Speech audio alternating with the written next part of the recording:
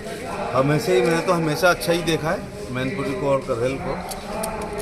ये उपचुनाव है, उपचुनाव के परिणाम देश की राजनीति भी नहीं तय कर रहे हैं और ये विधानसभा के चुनाव से लगभग 2.5 साल पहले और लोकसभा के चुनाव से 4.25 साल पहले चुनाव हुआ है। ये इसके परिणामों से देश की राजनीति पर ज़्यादा असर नहीं पड़ रहा है। फिर भी सभी उपचुनावों को जीतने का प्रयास हर पार्टी करती है, हम लोग भी कर रहे हैं।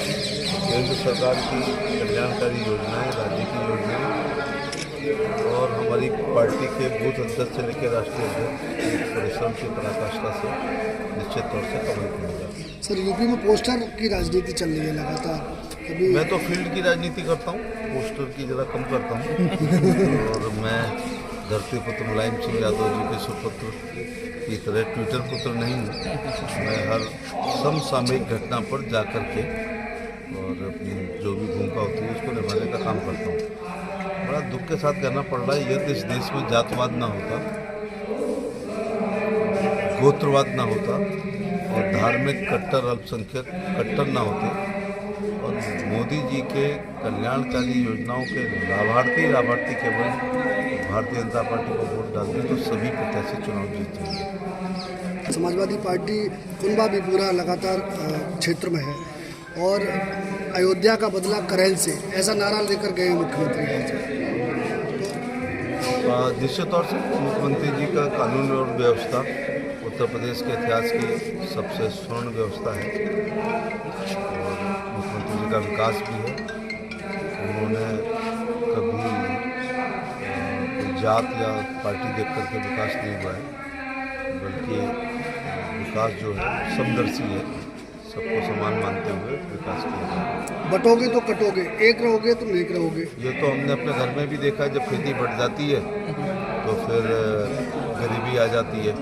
जो लड़कियां ससुराल में जाती कहती है ना, मेरा पति कमा रहा है, सब खा रहे हैं, जाति न्यारी होना चाहती है, तो जैसे ही न्यारे होते हैं तो वैसे ही हमारी ज़मीन आधी रह जाती है, हमारी आर्थिक स्थिति आधा नहीं होती है।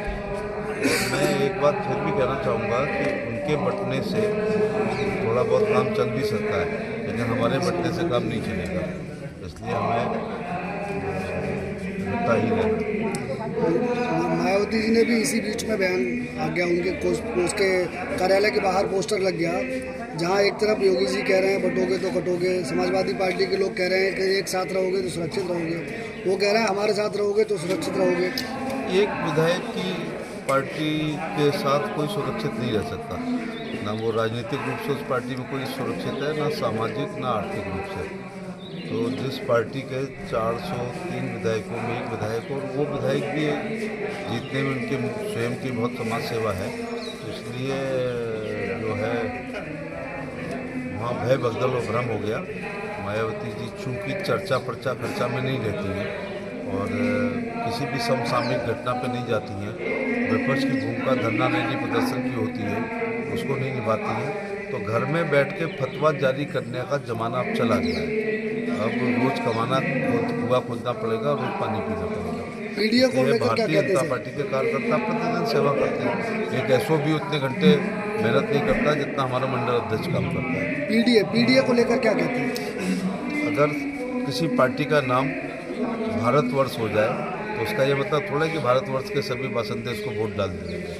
कोई पार्टी यदि विश्व पार्टी बना ले तो विश्व के लोग थोड़े वोट डालें। पी का मतलब पिछड़े, दा का मतलब दलित, आ का मतलब अल्पसंख्यक, 3 नामकरण करने से थोड़े 3 वर्ग के वोट मिल जाते हैं। लोगों को 12 से 17 की सरकार बहुत याद है और उनके सपनों में अभी भी गुंडे आ जाते हैं।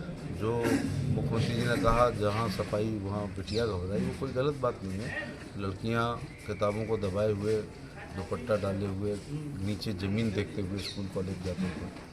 बच्चा जब तक स्कूल से घर नहीं आता था, इसी करहल में खासतौर से इसी इलाके में माँ सोचती थी कि कहीं बच्चे का अपहरण तो नहीं हो गया। व्यापारी लोग अपनी दुकान बंद करके जो रोज़ का नियत समय है उससे अगर संयोग से लेट हो जाते थे तो पत्नी सोचने लगती थी, आशंका आती थी कहीं थैला तो नहीं छिड़ गया, गोली तो नहीं लग गई। इसी प्रकार से किसान ने रात में खेतों में पानी लगाना बंद कर दिया था। खाली प्लाट लोग देखने आते थे और अपनी बाउंड्री कराना शुरू कर देते हैं। इसके बाद भी कब्जे होते थे, तो लोगों को जब तक वो गुंडा राज और जंगल राज याद रहेगा तब तक मुझे लगता है